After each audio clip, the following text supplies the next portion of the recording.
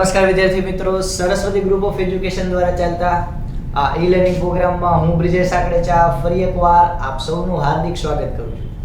આપણે ધોરણ 12 ની અંદર ફિઝિક્સ વિષયની અંદર રૂટીન ચેપ્ટર નંબર 1 એટલે કે વિદ્યુત ભાર અને વિદ્યુત ક્ષેત્ર વિશે અભ્યાસ કરતા હતા કે જેમાં આપણે આજે લેક્ચર નંબર 18 છે એની અંદર અલગ અલગ ગૌસના નિયમ છે એના દાખલાઓ અને તેના ઉપયોગ વિશે માહિતી મેળવશું.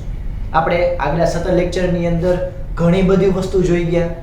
યાદ કરો, ફટાફટ આપણે રિકોલ કરીએ તો સૌથી પહેલા વિદ્યુત ભાર, એના બે પ્રકાર, ધન વિદ્યુત ભાર અને ઋણ વિદ્યુત ભાર.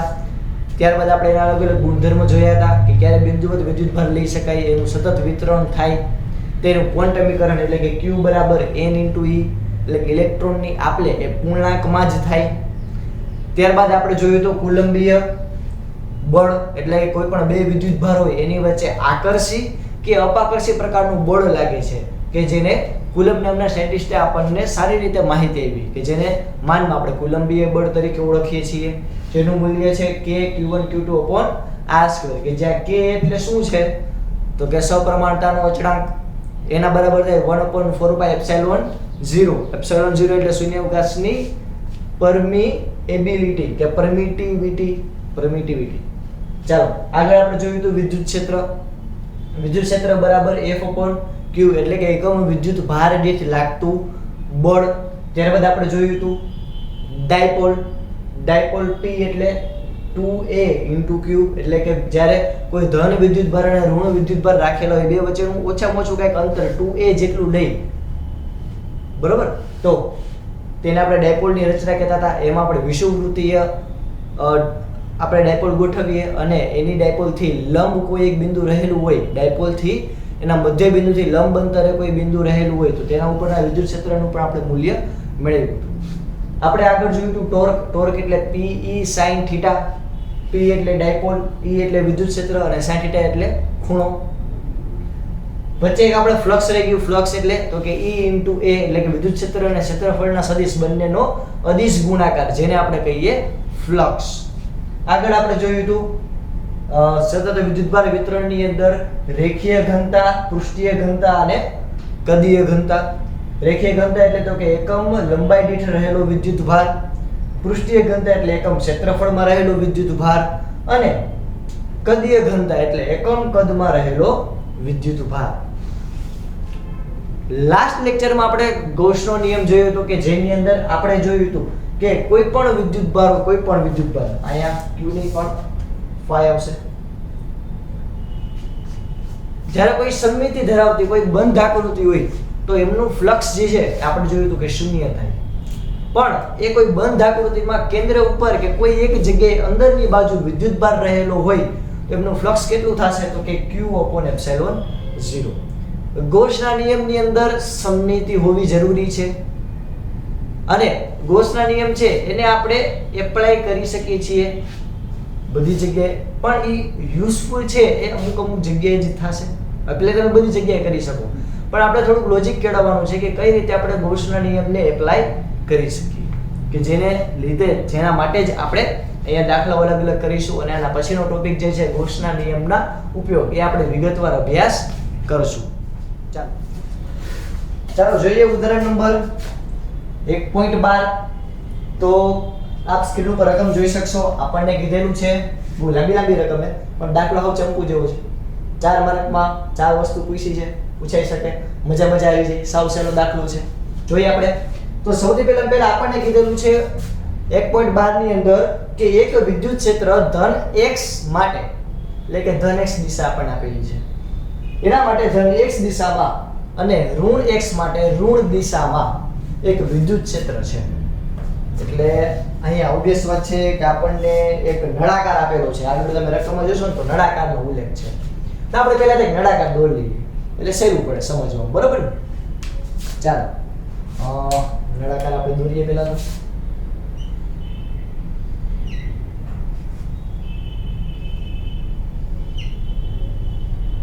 ચાલો આપણે નળાકાર દોરી લીધો.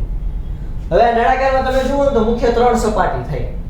એક તો આ સપાટી, એક આ સપાટી અને એક આ સપાટી. આને કહેવાય બાજુ અને આને કહેવાય ગોળાકાર સપાટી. આનાથી આપણને ખબર છે કે આનાથી આપણું નળાકાર બને. હવે આપણને એમ કીધું કે આ દિશાની અંદર ધન x દિશામાં એક વિદ્યુત ક્ષેત્ર છે જેનું નામ આપી દઉં E1. ઋણ x દિશાની અંદર વિદ્યુત ક્ષેત્ર છે જેનું નામ આપી દઉં E3. તમને એમ થશે E2 ક્યાં આવ્યું? ઓકે, આપણે આ બાજુ છે, બાજુમાં વિદ્યુત ક્ષેત્ર મેળવવું પડશે. તો આનું વિદ્યુત ક્ષેત્ર તો બેસ વાત છે કે આ દિશામાં હશે એટલે જેને હું કહી દઉં E. કારણ કે આપણને જો રકમમાં કીધું કે વિદ્યુત ક્ષેત્ર E નું મૂલ્ય કેટલું છે તો કે 200 I ન્યૂટન પ્રતિ કુલમ. એટલે કે વિદ્યુત ક્ષેત્ર કઈ દિશામાં છે તો કે x દિશામાં જ છે. પછી ધન હોય કે ઋણ પણ x દિશામાં છે. તો બેસ વાત છે કે આનું વિદ્યુત ક્ષેત્ર આ બાજુ આવશે જેનું બીજી સપાટીનું કહી દઉં વિદ્યુત ક્ષેત્ર. તો આ પહેલી સપાટી, બીજી અને આ ત્રીજી, ત્રણ સપાટી માટે વિદ્યુત ક્ષેત્ર આવી ગયા. આ સાહેબ આવી ગયા. હવે આપણે આના ક્ષેત્રફળ સદિશ મેળવી લઈએ. તો અહીંયા આપણા ક્ષેત્રફળ સદિશ કઈ રીતના થશે તો કે આ બિંદુ જે છે આ સપાટીનું ક્ષેત્રફળ સદિશ આ દિશામાં હશે A1. આ દિશામાં ક્ષેત્રફળ સદિશ છે એ આવી રીતે આ બાજુમાંથી આમ બહાર નીકળતા હોય ને એવી રીતે સપાટીને લંબ. ક્ષેત્રફળ સદિશ હંમેશા સપાટીને કેવા હોય? લંબ. તો આ A2. હવે અહીંયા આ દિશામાં ક્ષેત્રફળ સદિશ છે જેને હું નામ કહી દઉં A3. ચાલો આટલું ડન. ક્ષેત્રફળ સદિશ થઈ ગયા. હવે આપણે અહીંયા બીજું આપણને અલગ અલગ વસ્તુ હજી કીધેલી છે. આપણને એવું કીધેલું છે કે 20 સેન્ટીમીટર લંબાઈ અને 5 સેન્ટીમીટર ત્રિજ્યા ધરાવતા. હવે 20 સેન્ટીમીટર લંબાઈ એટલે કે આ ટોટલ નળાકારની આપણને લંબાઈ કેટલી આપી? 20 સેન્ટીમીટર એટલે કે 0.2 મીટર આપણને લંબાઈ આપી છે. ચાલો આગળ આપણને એવું કીધેલું છે કે ઉગમ બિંદુ જે છે નળાકારનું કેન્દ્ર યુગમ બિંદુ છે. તો ઓબવિયસ વાત છે કે આને ઉગમ બિંદુ કહી તો અહીંયાથી આટલી સપાટીનું અંતર થાય 10 સેન્ટીમીટર પ્લસ અને આ સપાટી આટલું અંતર થાય -10 સેન્ટીમીટર. કારણ કે કેન્દ્રથી આમ ધન બાજુ આમ ઋણ બાજુ. ચાલો આટલું ક્લિયર. ઉગમ બિંદુ અહીંયા ઉગમ બિંદુ O આપણને કીધું છે રકમમાં એટલે મન તેમ થયું નથી. ચાલો આગળ આપણને આ જે ત્રિજ્યા છે એ ત્રિજ્યા આપણને r કેટલી આપેલી છે વિદ્યાર્થી મિત્રો તો કે આપણને આપેલી છે 5 સેન્ટીમીટર એટલે કે 0.05 મીટર. એટલે આપણે મીટરમાં લખીએ અથવા 5 × 10⁻2 ઘાત પણ લખી શકો, કાંઈ ખોટું પડે નહીં. હવે આ એક આપણી આકૃતિ થઈ ગઈ ભાઈ. હવે આપણે જોઈએ આપણને શું વસ્તુ આપણને ગોતવાની કીધી છે, મેળવવાની કીધી છે. ચાલો જોઈએ આપણે. તો સૌથી પહેલા આપણને કીધું કે દરેક સપાટીની બાજુઓમાંથી બહાર આવતું કુલ ફ્લક્સ આપણે મેળવવાનું છે. તો પહેલા આપણી પાસે 3 સપાટી છે. તો આ સપાટી પાસેનું ફ્લક્સને હું કહી દઉં ϕ1. આ બાજુની સપાટીને હું ફ્લક્સને કહી દઉં ϕ2 અને આ બાજુની સપાટીના ફ્લક્સને હું કહી દઉં ϕ3. તો સૌથી પહેલા આપણે અહીંયા 3 સપાટી છે એનું આપણે પહેલા તો ફ્લક્સ મેળવી લઈએ. ફ્લક્સ ϕ1, ϕ2 અને ϕ3. ચલો હવે ϕ1 મેળવવાનું છે, મેળવી લઈએ. તો અહીંયા ϕ1 માટે ϕ1 બરાબર શું થશે તો કે E × A × cos 0. તો ભાઈ cos 0 શું કામ આવ્યું તો કે અહીંયા વિદ્યુત ક્ષેત્રની દિશા અને ક્ષેત્રફળ સદિશની દિશા બંને કેવી છે? એક એટલે cos 0. ચાલો ફટાફટ આપણે કિંમત મૂકીએ. તો અહીંયા વિદ્યુત ક્ષેત્રનું મૂલ્ય આપણી પાસે કેટલું છે બાળકો તો કે 200 ગુણાકારમાં ક્ષેત્રફળ એટલે તો કે ભાઈ આ વર્તુળાકાર સપાટી છે, આ પણ વર્તુળાકાર સપાટી છે. વર્તુળાકાર સપાટી માટેનું ક્ષેત્રફળનું સૂત્ર શું તો કે પાઈ r સ્ક્વેર. અહીંયા આવશે પાઈ r સ્ક્વેર. અહીંયા cos 0 નું મૂલ્ય થઈ જાય 1. ચાલો તો આના ઉપરથી શું આવશે તો કે 200 × 3.14 × 0.05 નો વર્ગ. તો અહીંયા આપણને ફ્લક્સ ϕ1 નું મૂલ્ય કેટલું મળશે તો કે 1.57 newton metre square upon coulomb. તો અહીંયા આપણને આ વર્તુળાકાર સપાટી માટેનું ફ્લક્સ આપણને મળ્યું કે જેનું મૂલ્ય છે 1.57. ચાલો રેડી. બીજી સપાટી માટે આપણે મેળવી લઈએ. તો બીજી સપાટી માટે એટલે કે આ સપાટી માટે ફ્લક્સનું મૂલ્ય કેટલું થશે? તો તમે અહીંયા ધ્યાનથી જુઓ તો આયા ક્ષેત્રફળ સદિશ અને વિદ્યુત ક્ષેત્ર વચ્ચે ખૂણો કેટલો થાય છે? 90 એટલે કે 90 નો ખૂણો થાય છે. તો અહીંયા E × dA ને એ જ વેલ્યુ cos 90. ઓબવિયસ વાત છે કે cos 90 ની વેલ્યુ કેવી થઈ જાય? 0. તો આખે આખું આ પદ કેવું થઈ જશે? 0 એટલે કે 0 newton metre square upon coulomb. કેમ ખબર પડી? આ cos 90 નું મૂલ્ય શું થઈ જાય? 0. એટલે આખે આવે 0 એટલે કે 0 ના ગુણાકારમાં કોઈ પણ વસ્તુ આવે એનું મૂલ્ય કેવું થઈ જાય? 0. એટલે ચાલો આપણો આટલો ભાગ રેડી. હવે આપણે જોઈએ ત્રીજી સપાટી માટે. તો ત્રીજી સપાટી માટે ક્ષેત્રફળ સદિશ પણ આ દિશામાં હશે, સપાટીને લંબ. આ A3. ચાલો જોઈએ આપણે. તો અહીંયા 5 નું મૂલ્ય કેટલું આવશે? E × A cos 0. કારણ કે અહીંયા વિદ્યુત ક્ષેત્ર પણ આ દિશામાં છે, ક્ષેત્રફળ સદિશ પણ આ દિશામાં છે. તો આના ઉપરથી હવે આ તો બેઠે બેઠું આ જ થઈ ગયું. વિદ્યુત ક્ષેત્રનું મૂલ્ય બદલાતું નથી. બેયની સપાટી સરખી જ છે, 5 સેન્ટીમીટરની ત્રિજ્યા વાળી. તો આ જ મૂલ્ય આવશે. તો આ બેઠા બેઠા બે સ્ટેપ તમારે અહીં લખવાના. પછી તમારે અહીં આન્સર લખવાનો 5 3 બરાબર 1.57 newton metre square upon coulomb. તો અહીં આપણને બંને વર્તુળાકાર સપાટી છે એના દ્વારા તમને વિદ્યુત ક્ષેત્રનું મૂલ્ય વિદ્યુત ફ્લક્સનું મૂલ્ય તમને મળ્યું. ચલો હવે આપણને 4 ક્વેશ્ચન પૂછે. સૌથી પહેલા આપણને એવું કીધેલું છે કે દરેક સપાટી બાજુઓમાંથી બહાર આવતું કુલ ફ્લક્સ મેળવો. દરેક સપાટીની બાજુઓમાંથી બહાર આવતું ફ્લક્સ એટલે કે આયા પહેલા તો તમારે સપાટી ઉપરથી તમારે કેટલું ફ્લક્સ આવે કહેવાનું છે. બીજા ક્વેશ્ચનમાં જે બાજુ કહેવાય એના ઉપરથી કેટલું ફ્લક્સ આવે તમારે મેળવવાનું. ત્રીજામાં તમને કુલ ફ્લક્સ પૂછેલું છે. ચાલો જોઈએ આપણે ફટાફટ લાઈન બાય લાઈન.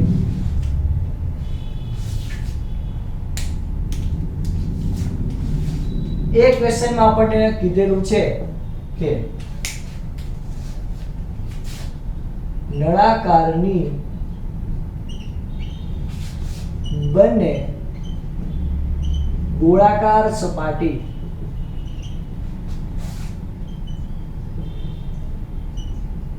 માંથી બહાર આવતું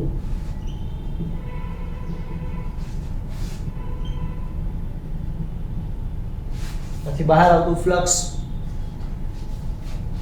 કેટલું છે? તો કે 1.57 newton metre square upon coulomb. ચાલો બીજો ક્વેશ્ચન આપણને કીધેલું છે કે વક્ર સપાટીમાંથી બહાર આવતું ફ્લક્સ અથવા તો બાજુઓમાંથી બહાર આવતું ફ્લક્સ. આપણે લખીએ નળાકારની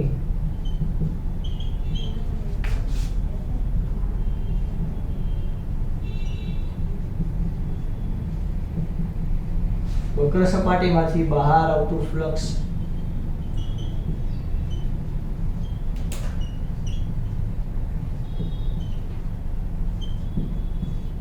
newton metre square upon coulomb. ત્રીજું નળાકારમાંથી આવતું કુલ ફ્લક્સ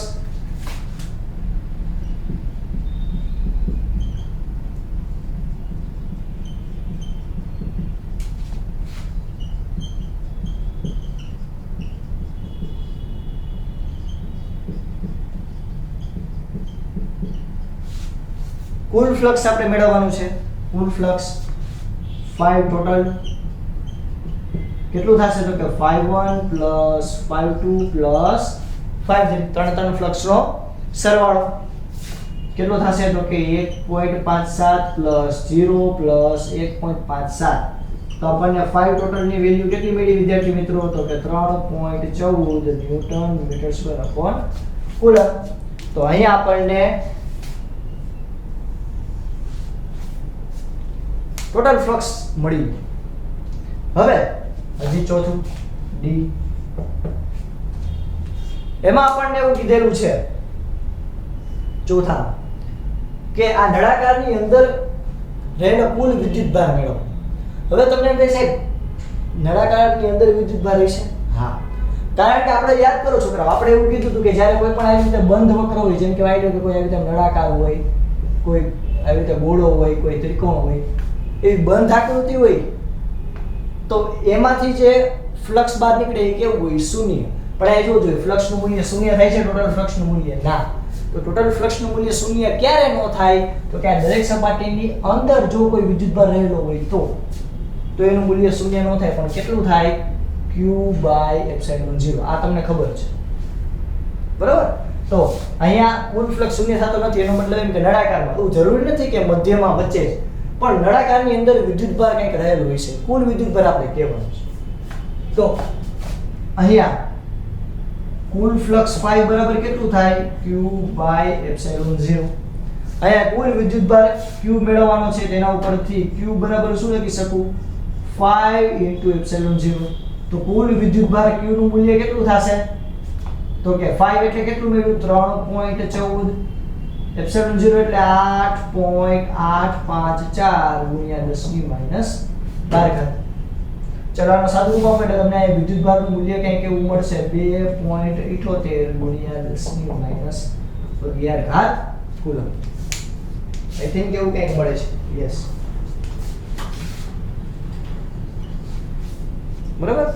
તો અહીંયા દાખલો તમને 4 માર્ક પૂછે તો સાવ ચંપુ જેવો દાખલો.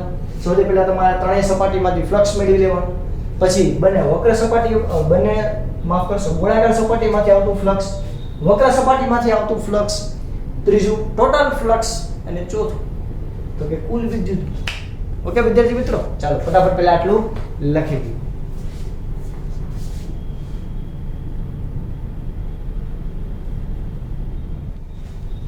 ચાલો વિદ્યાર્થી મિત્રો, જોઈએ આપણે આના આધારિત હજી એક બીજો સ્વાધ્યાયનો નાનો અમથો થિયરી બેઝ દાખલી છે. દાખલી નંબર 1.28. રકમ તમે સ્ક્રીન ઉપર જોઈ શકશો. અહીંયા આપણને કીધેલું છે આકૃતિમાં દર્શાવ્યા મુજબ એક બખોલ ધરાવતા સુવાહક એને કયું વિદ્યુતભાર આપેલું છે. આકૃતિ હું દોરું છું એ માટે આપણને એવું કીધેલું છે કે કોઈ આવી રીતે એક બખોલ એટલે વચ્ચે કોઈ એક આવી રીતે હોલ ધરાવતું મેંદુ વડું, તમે જોયું મેંદુ વડું, બસ મેંદુ વડુંમાં વચ્ચે કેમ હોલ આવે, કેવિટી આવે, બસ એમ કેવિટી વાળો એક આવી રીતે એ સુવાહક છે. યસ, આ બહુ અગત્યનો પોઈન્ટ છે. સુવાહક આપણને અહીંયા આપેલું છે. તો અહીંયા આપણને કીધેલું છે કે તો એવું દર્શાવો કે આની અંદર જો Q વિદ્યુતભાર હોય તો એ સપાટી પર વિતરિત થયેલો હોય. હવે આપણને ઓબવિયસ વાત છે, આ થિયરી બેઝ જ છે, આમાં ક્યાંય ગણતરી નથી કરવાની, સમજવાનું છે. તો આકૃતિ પરથી તમે જુઓ કે આનામાં માની લો કે એ જે છે ને Q વિદ્યુતભાર આપણે આપીએ તો એ ક્યાં વિતરિત થાય? અહીંયા સપાટી પર વિતરિત થાય. તમે કહે છે સપાટી પર કેમ વિતરિત થાય? એટલે કે અંદરની બાજુની પણ બહારની બાજુ. વાહ, બે થઈ આવી રીતે આમ બહારની બાજુ વિતરિત થાય. ઓકે, કઈ રીતે? તો કે સુવાહક હોય, સુવાહક કોઈ પદાર્થને ક્યારે કહેવાય? આપણે આગળ જોયું કે આવી રીતે માની લો કે કોઈ ગોળો હોય, ગોળાને હું જ્યારે વિદ્યુતભાર આવી રીતે અડાડું તો એ વિદ્યુતભાર આ સપાટી પર બધે સમાન રીતે વિતરિત થઈ જાય ને, તો એ વસ્તુ કેવી હોય? સુવાહક. એટલે કે વિદ્યુતભારની સરખા ભાગમાં વહેંચણી કરે.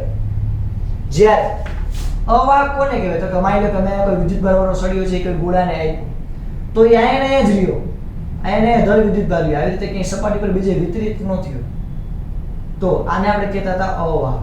આવું આપણે સૌથી પહેલા શરૂઆતમાં ચેપ્ટરની શરૂઆતમાં ભણી ગયા. બસ એ જ છે કે જ્યારે આવી રીતે આપણને સુવાહક આપ્યો તો સુવાહકની પ્રોપર્ટી શું, એનો ગુણધર્મ શું? તો કે બધી સપાટી પર બધી બાજુ સમાન રીતે વિદ્યુતભારનું વિતરણ કરે. તો અહીંયા એને તમે કોઈ વિદ્યુતભાર આપો તો એ સપાટી ઉપર સમાન રીતે વિતરિત થઈ જશે. તો પહેલાની અંદર જવાબ શું આવશે? તો કે એની અંદર હશે કે આકૃતિ ઉપરથી આપણે એવું કહી શકીએ કે અહીંયા વિદ્યુતભાર જે છે બહારની બાજુ સમાન રીતે આવી રીતે વિતરિત થઈ જશે. ચાલો બીજો આપણને ક્વેશ્ચન કેવો કીધેલો છે કે Q વિદ્યુતભાર ધરાવતો બીજો સુવાહક એટલે કે સ્મોલ q, નાનો q વિદ્યુતભાર ધરાવતો એવો કોઈ વિદ્યુતભાર આપણે લઈએ તો કેવિટીની અંદર એ થી અલગ રહે તેમ દાખલ કરેલો છે તો એની બહારની સપાટી ઉપરનો કુલ વિદ્યુતભાર છે, અહીંયા આપણે બહારની સપાટી પરનો કુલ વિદ્યુતભાર કેટલો લીધો તો Q વિતરિત થયેલો છે. હવે આપણને એક કન્ડિશન આપી, શું તો કે ભાઈ આ આકૃતિ એમને તમે રાખો સાહેબ કે આવી રીતે કોઈ આવું આપણું એક મેંદુ વડું ટાઈપનું એક બોખલ ધરાવતી આખી એક રચના છે. મેંદુ વડું તમે જોયું, મેંદુ વડું બસ એને ધારી લ્યો, એ આપણો એની ઉપર કેટલો વિદ્યુતભાર વિતરિત થયેલો હતો બહારની સપાટી ઉપર Q જેટલો. હવે આપણને એમ કીધું કે આ જે વચ્ચેનો હોલ છે એની અંદર હું કોઈ એક બીજો વિદ્યુતભાર ધરાવતો સ્મોલ q વિદ્યુતભાર ધરાવતો કોઈ એક ગોળો જે છે અંદર રાખો. આપણે મેંદુ ગોળો હોય એમાં જાંબુ કેમ વચ્ચે રાખીએ, જાંબુ એટલે ખાતા હોય ન ખાતા હોય, ગમતું હોય ન ગમતું હોય એ મને ખબર નથી, પણ આ ઉદાહરણને સમજવા માટે આપણે લઈ શકીએ ધ્યાનમાં તો કોઈ મેંદુ ગોળું હોય એની ઉપર એની જે વચ્ચેનું જે હોલ હોય એમાં તમે કોઈ જાંબુ રાખો તો કેવી રચના થાય, બસ એના જેવું થયું કે આ એક બખોલ એટલે કે કેવિટી ધરાવતો એક સુવાહક છે, એમાં વચ્ચે આપણે કોઈ q વિદ્યુતભાર ધરાવતો કોઈ ગોળો રાખેલો છે. તો થાશે શું તો કે જેટલા પણ ઋણ વિદ્યુતભાર છે આ બાજુ આકર્ષાઈ જશે ઋણ, તો ઋણ આ બાજુ આકર્ષાઈ જાય તો ધન ક્યાં જાય, જો પહેલા એમને હતું પણ જેવો આપણે q વિદ્યુતભાર વચ્ચે લઈ આવ્યા એટલે અહીંયા q વિદ્યુતભાર માઈનસ q વિદ્યુતભાર છે આને આગળ જશે તો આ બાજુ બધે ફરી પાછો પ્લસ q વિદ્યુતભાર આવી જશે. એટલે કેના જેવું થયું, આપણી પ્રેરણની રીત જેવું થયું કે આપણે અયડા વગર સ્પર્શ કર્યા વગર આપણે શું કર્યું, સંપર્કમાં રહે છે એમ કીધું છે કે નહીં, અલગ રહે એમ જ કીધું છે. એટલે આપણે સંપર્ક કર્યા વગર આપણે શું કર્યું કે વિદ્યુતભારના ભાગ પાડી નાખ્યા. તો આનો વિદ્યુતભાર થઈ જશે q, આ બહારની બાજુ કારણ કે આ પ્લસ છે તો આ પ્લસ બે વચ્ચે તો અપાકર્ષણ થાય એટલે આ દૂર વહી જાય, નેગેટિવ એની નજીક વહી જાય. તો હવે તમે જુઓ ટોટલ કેટલો વિદ્યુતભાર થયો q પ્લસ q થઈ ગયું રેડી.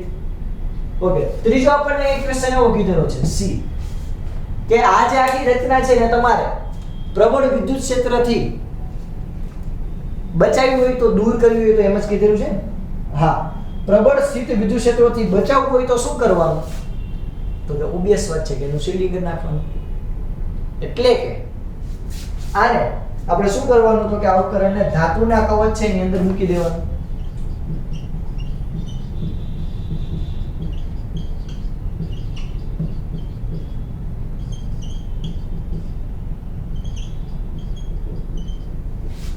આખી રચના છે એને કોઈ ધાતુનું કવચ છે એની અંદર મૂકી દો તો ઓબિયસ વાત છે કોઈ ધાતુનો ગોળો હોય એની અંદર વિદ્યુત ક્ષેત્રનું મૂલ્ય હશે શૂન્ય. એટલે કે આની અંદર વિદ્યુત ક્ષેત્રની કાંઈ અસર પડશે નહીં, બહારથી વિદ્યુત ક્ષેત્રની રેખાઓ છે એ બહારને બહારથી બધું વહીવટ પતી જશે. તો આ છે આપણું સ્વાધ્યાયનો દાખલા નંબર 1.28. ચાલો જોઈ લો બધે ફટાફટ. પહેલા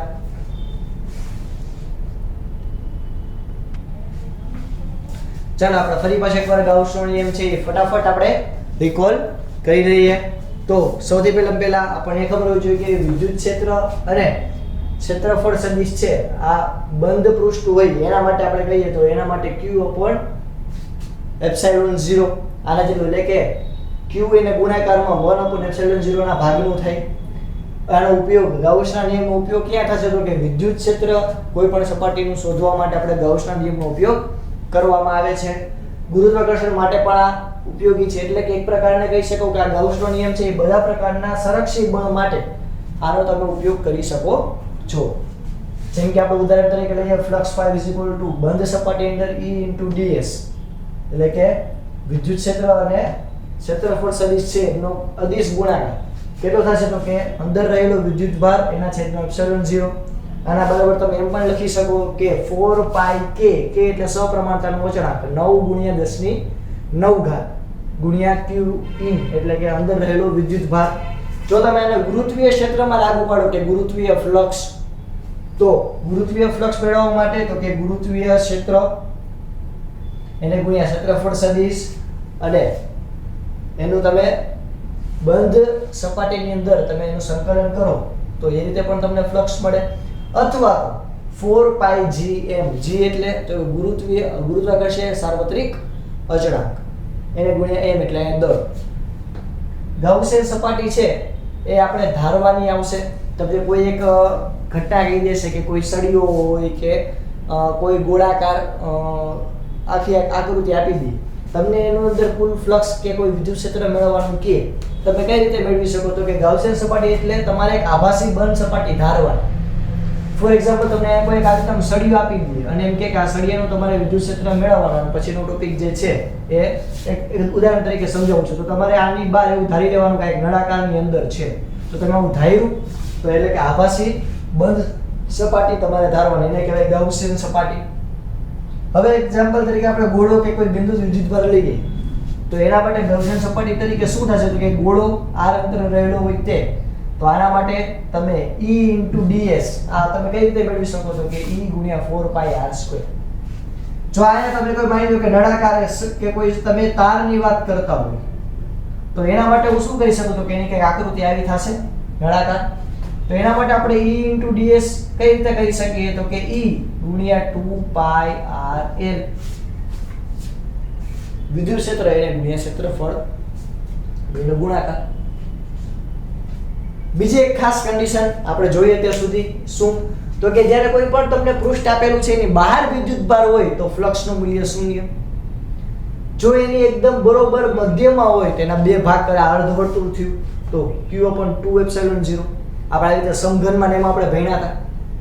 જ્યારે કોઈ પૃષ્ઠની અંદર વિદ્યુતભાર હોય તો એના માટે ફ્લક્સનું મૂલ્ય કેટલું થાય? તો કે Q/ε0. આ ત્રણ કન્ડિશન છે તમને બાયફોર્કેટ કરતા આવડવી જોઈએ. બરાબર? તો પછી આપણે હવે સ્ટાર્ટ કરીએ ગાઉસના નિયમના ઉપયોગ. ચાલો વિદ્યાર્થી મિત્રો, હવે આપણે આપણા ચેપ્ટર નંબર 1 નો લાસ્ટ ટોપિક એટલે કે ગૌસના નિયમની ઉપયોગિતા એના વિશે આપણે ડિસ્કશન કરીએ. લાસ્ટ ટોપિક છે, ત્યારબાદ આપણું મસ્ત મજાનું ઋણ નિયમનું ચેપ્ટર પૂરું. તો અહીંયા આપણે ગૌસના નિયમ આપણે હમણાં જ આગળ જોયું, ફરી પાછું રિકોલ કરી લીધું. હવે આપણે જોઈએ કે એને આપણે એપ્લાય કેવી રીતે કરી શકીએ. તો એના માટે સૌથી પહેલા આપણને આપેલું છે કે અનંત લંબાઈના અને એક સરખું વિદ્યુતભાર વિતરણ ધરાવતા સળિયા માટે વિદ્યુત ક્ષેત્ર મેળવવાનું છે. આપણે હમણાં જ કીધું કે આ ગૌસના નિયમનો ઉપયોગ ક્યાં થાય? તો કે વિદ્યુત ક્ષેત્ર મેળવવા માટે. હવે કેવા પ્રકારનું વિદ્યુત ક્ષેત્ર આ મેળવવું છે? તો કે અહીંયા આપણને એવું કીધેલું છે કે અનંત લંબાઈનો, એટલે કે આવી રીતે કોઈ એક અનંત લંબાઈ ધરાવતો તાર છે, અનંત લંબાઈ ધરાવતો,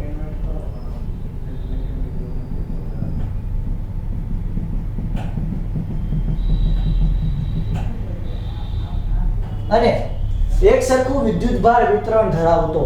હવે એક સરખું વિદ્યુતભાર વિતરણ એટલે શું? તો કે આ સળિયો છે એની લંબાઈ હશે લેમ્ડા, તો એની લંબાઈ હશે l. તો અહીંયા આપણને ખબર છે કે રેખીય વિદ્યુતભાર ઘનતા એટલે શું થાય? તો Q/l. આનો મીનિંગ શું થયો? તો કે આ 1 મીટરની લંબાઈ હશે, 1 મીટરની, એમાં રેખીય ઘનતા છે લેમ્ડા. હું જ્યારે 2 મીટરની વાત કરું, 2 મીટર, તો એના માટે થાય 2 લેમ્ડા. 3 મીટરની વાત કરું તેના માટે થાય 3 લેમ્ડા. 4 મીટરની વાત કરું તેના માટે થાય 4 લેમ્ડા. એનો મતલબ કે 1 મીટરમાં 1 લેમ્ડા, 2 મીટરમાં 2 લેમ્ડા, 3 મીટરમાં 3 લેમ્ડા અને 4 મીટરમાં 4 લેમ્ડા, એમ 5 મીટરમાં 5 લેમ્ડા. એમ એને કહેવાય સતત વિદ્યુતભાર વિતરણ, એક સરખું વિતરણ છે. 1 મીટરમાં જેટલા વિદ્યુતભાર હશે એના કરતાં ડબલ 2 મીટરમાં હશે, એના કરતાં 3 ગણા 3 મીટરમાં હશે. એવી રીતે આપણે કે કોઈ ક્લાસ હોય તો કોઈ ક્લાસમાં માની લો કે 20 છોકરાઓ છે, બાજુના ક્લાસમાં 20 છોકરાઓ છે, એના પછીના ક્લાસમાં 20 છોકરાઓ છે, તે બધા ક્લાસના ક્ષેત્રફળ સરખા હોય તો આપણે એને સતત વિદ્યાર્થીઓનું વિતરણ કહી શકીએ. એવી જ રીતે તો આવી રીતે અનંત લંબાઈ ધરાવતો કોઈ એક તાર છે કે જેના ઉપર લેમ્ડા જેટલું રેખીય વિદ્યુતભારનું વિતરણ થયેલું છે. તો અહીં આપણો સૌથી પહેલો પોઈન્ટ શું થઈ જશે? તો કે અનંત લંબાઈ વાળો તાર ધ્યાનમાં લ્યો. જો આ ક્વેશ્ચનની થિયરી તમારે તમારી ભાષામાં લખી શકો છો. આ હું મેઇન પોઈન્ટ હાઇલાઇટ કરું છું કે અનંત લંબાઈ ધરાવતો તાર ધ્યાનમાં લ્યો. આમ અનંત લંબાઈ વાળું છે, આના ઉપર લેમ્ડા જેટલું રેખીય વિદ્યુતભારનું વિતરણ થયેલું છે. હવે આપણે આ જે સળિયો છે, આ સળિયાથી r જેટલા અંતરે, હવે આપણે શું ગોતવું છે તો કે આ સળિયા દ્વારા ઉદ્ભવતું વિદ્યુત ક્ષેત્ર મેળવવું છે. તો આપણે કોઈ એક બિંદુ ધ્યાનમાં લઈએ કે આ સળિયાથી r જેટલા અંતરે, ફોર એક્ઝામ્પલ આ r જેટલું અંતર છે, બરોબર? આ સળિયાથી r જેટલા અંતર કોઈ એક આપણે બિંદુ ધ્યાનમાં લીધું. હવે તમારે અહીંયા થિયરીમાં લખવાનું કે આ રેખીય સતત વિદ્યુતભાર વિતરણ ધરાવતો સળિયો છે, તેનાથી r જેટલા અંતરે કોઈ બિંદુ ધ્યાનમાં લેતા આ બિંદુ ઉપર આપણે વિદ્યુત ક્ષેત્ર મેળવવું છે. તો આપણે શું કરશું તો કે એના માટે આપણે ગૌસિયન પૃષ્ઠને ધ્યાનમાં લેવું પડશે. તો ગૌસિયન પૃષ્ઠ એટલે શું? ગૌસિયન સપાટી કોને કે ભાઈ? આપણે હમણાં જ આગળ જોયું કે આભાસી બંધ પ્રકારની સપાટી છે. યસ, બંધ પ્રકારની, એટલે કે સિમેટ્રી હોવી જોઈએ, એક સરખું વિતરણ થયેલું હોવું જોઈએ એવી કોઈ સપાટી. તો અહીંયા r જેટલા અંતરે હું કોઈ એક ગૌસિયન સપાટી ધ્યાનમાં લઉં તો એ ગૌસિયન સપાટી કંઈક આવી રીતે આવશે. આપણને એક પ્રેક્ટિસ ત્યાં ખબર પડશે. એક પ્રકારની આ સિલિન્ડર જેવી રચના થઈ, નળાકાર જેવી રચના થઈ. સળિયાથી r જેટલા અંતરે કોઈ બિંદુ લીધું અને એના ઉપર મારે વિદ્યુત ક્ષેત્ર કેટલું લાગુ છે એ મારે મેળવવા માટે શું કર્યું તો કે મેં કહી શકાય ગૌસિયન પૃષ્ઠને ધ્યાનમાં લીધું, ગૌસિયન સપાટીને ધ્યાનમાં લીધું. હવે આ સપાટી ઉપર આ ધન વિદ્યુતભાર, ઓકે, ધન વિદ્યુતભાર હોય તો વિદ્યુત ક્ષેત્ર બહાર જાય કે અંદર આવે? ક્ષેત્ર રેખા, યસ, ઓબવિયસ વાત છે, વિદ્યુત ક્ષેત્ર બહારની બાજુથી. તો અહીંયા વિદ્યુત ક્ષેત્રની દિશા કઈ હશે? આ બાજુ હશે, બહારની બાજુ. તમે છે તમને કેમ ખબર પડી બહારની બાજુ? આ ઉપર બળ લગાડતો હોય, આના ઉપર બળ નહીં લગાડતો હોય તો સમજાવું છોકરા. હવે માની લો કે કોઈ અહીંયા નાનો એક એવો કટકો છે, અહીંયા નાનો એક એવો કટકો છે. આના દ્વારા નો પર લાગતો વિદ્યુત ક્ષેત્ર આ દિશામાં છે, આના દ્વારા નો પર લાગતો વિદ્યુત ક્ષેત્ર આ દિશામાં છે. પરિણામે કઈ દિશામાં આવ્યું? આ દિશામાં આવ્યું. એટલે ટૂંકમાં યાદ રાખવાનું કે આવી રીતે કોઈ r અંતરે તમે કોઈ એક બિંદુ અહીંયા ધ્યાનમાં લો તો આ સપાટી ઉપરનો વિદ્યુત ક્ષેત્રનો સદિશ કઈ દિશામાં છે? તો કે આ દિશામાં છે, બરોબર? ચાલો, એટલે કે આ દિશામાં વિદ્યુત ક્ષેત્ર છે આવી રીતે. હવે આપણે અહીંયા ત્રણ પ્રકારની સપાટી થઈ છોકરાઓ. કેટલી? ત્રણ પ્રકાર. કઈ રીતે? તો કે આ નળાકારની એક તો આ નીચેની વક્ર સપાટી કે જેનો ક્ષેત્રફળ સદિશ અહીં નીચેની બાજુ છે, આ નીચેની બાજુ, કારણ કે સપાટીને લંબ હોય ક્ષેત્રફળ સદિશ. અહીંયા પણ એક ક્ષેત્રફળ સદિશ ઉપરની બાજુ હોય છે. આને હું કહી દઉં A1, આને હું કહી દઉં A2. ત્રીજો ક્ષેત્રફળ સદિશ ક્યાંય છે છોકરાઓ? તો કે આનું વિદ્યુત ક્ષેત્ર તો આ બાજુ છે. આપણે આ બાજુ બધું r લઈને આ બાજુ આખો આપણો માળખો ધ્યાનમાં લીધો, આપણે આ બાજુ દોરી. હવે આ બાજુ ક્ષેત્રફળ સદિશ ક્યાંય છે છોકરાઓ? કયો જો? Yes, very good. આ બાજુ ક્ષેત્રફળ સદિશ કઈ દિશામાં છે? આ બાજુ. આ બાજુ.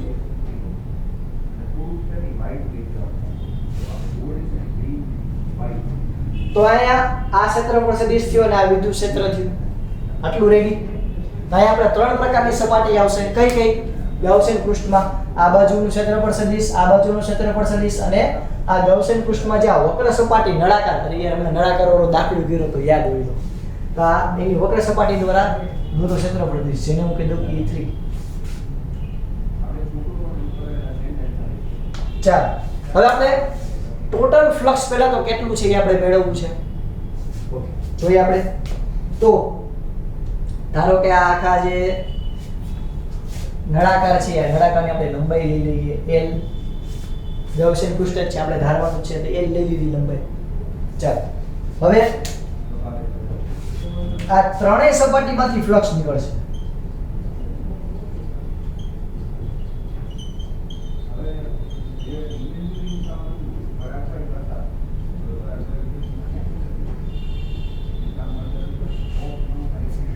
ત્રણેય સપાટીમાંથી ફ્લક્સ નીકળશે.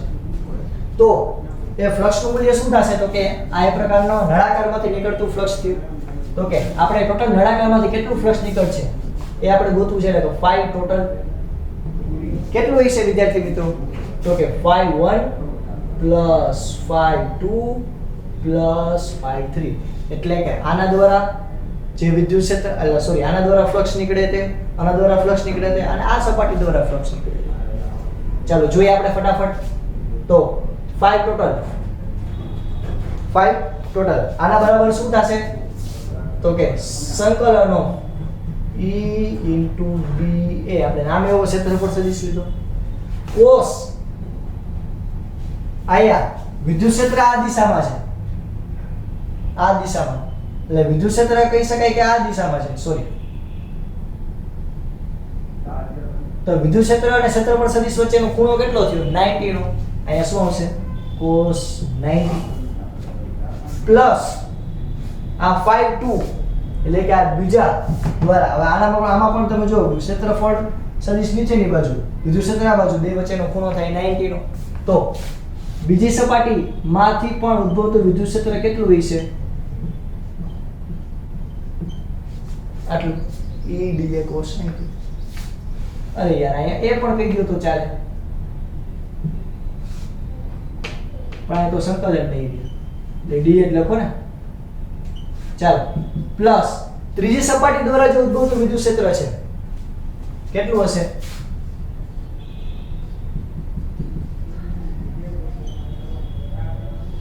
cos 0. ડન. ચાલો,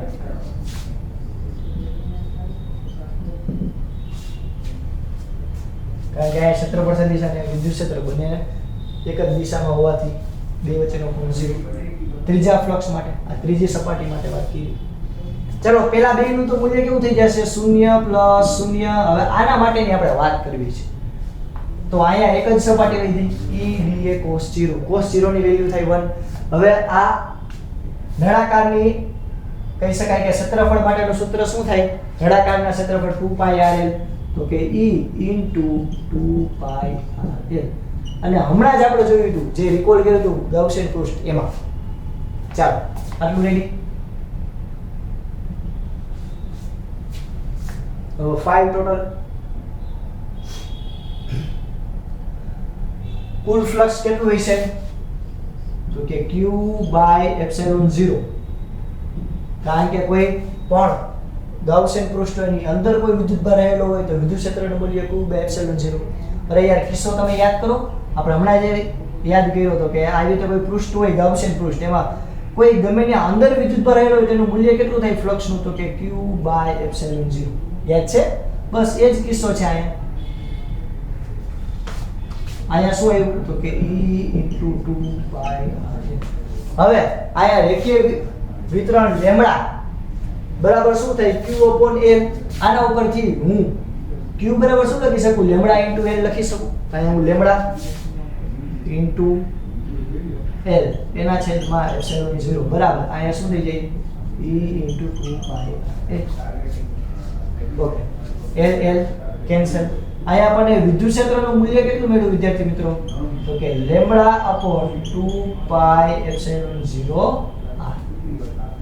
આના ઉપરથી આપણે એવું કહી શકીએ કે જે વિદ્યુત ક્ષેત્રનું મૂલ્ય છે એ બહારની બાજુ જોતા, ગાઉસિયન પૃષ્ઠની બહારની બાજુ જોતા એ 1/r મુજબ શું થાય છે? ઘટે છે. બહારની બાજુ જોતા ઘટે છે. ચાલો, આટલું રેડી. તો ઉદ્દેશ વાત છે, આપણને બુકની અંદર અહીંયા એક આપણને એકમ સદિશ આપણને આપેલો છે, સ્થાન સદિશ r કેરેટ. બીજું કાંઈ ફેર નથી, પહેલેથી પૂછડાની જેમ પાછળ પાછળ આવતો જશે. લખો તો ચાલે, ન લખો તો ચાલે. આને તમે આમ પણ લખી શકો, અથવા તો આને 2 વડે ગુણીને 2 વડે ભાગો તો તમે આના બરાબર એવી રીતે પણ લખી શકો 2k લેમ્બડા. કારણ કે 2 વડે ગુણીને 2 વડે ભાગો એટલે 4πε0 એટલે k થઈ ગયું લેમ્બડા અપોન r. તો તમે આ રીતે કોઈ પણ અનંત લંબાઈ વાળો જે કંઈ પણ સળિયો હોય એના દ્વારા જે વિદ્યુત ક્ષેત્ર ઉદ્ભવતું હોય કોઈ પણ બિંદુએ એ તમે મેળવી શકો. ઓકે વિદ્યાર્થી મિત્રો, ચાલો આટલું પહેલા જોઈ લ્યો. ચલો, આપણે આજે અહીં સુધી રાખીએ છોકરાઓ. મળીશું આપણે નેક્સ્ટ ટાઈમ, ત્યારે આપણે ફરી પાછા આવા અલગ અલગ કિસ્સાઓ ધ્યાનમાં લેશું. અહીં સુધી રાખીએ. જય ભારત, જય હિન્દ.